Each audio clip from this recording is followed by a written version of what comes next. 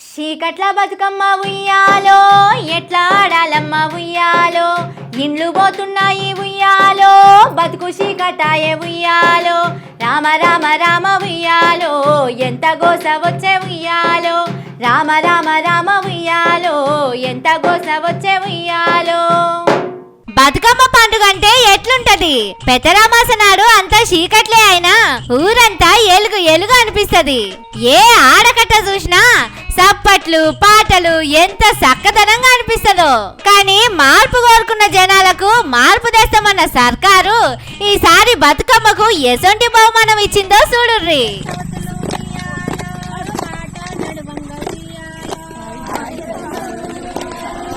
చూసిరు కదా, బతుకమ్మ పండుగ అంటే ఇట్లనే ఉండేదా అప్పట్లా?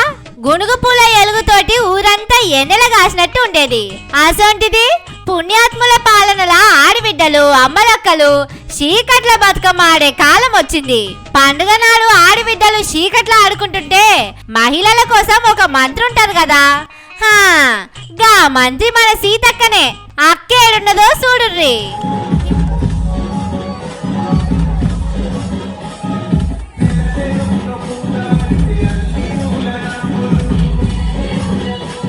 ఎంత మంచిగా ఆడుతున్నదో అక్క బతుకమ్మ.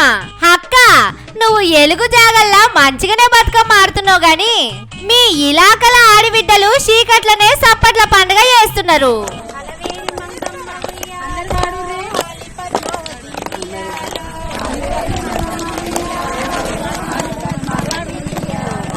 ఇదిట్లుంటే హైదరాబాద్ లా ఎల్బీ నగర్ చైతన్యపురిలా అమ్మలక్కలాడిన బతుకమ్మ ఆట పాడిన పాట ఇప్పుడు సోషల్ మీడియాలో మస్తు తిరుగుతున్నది.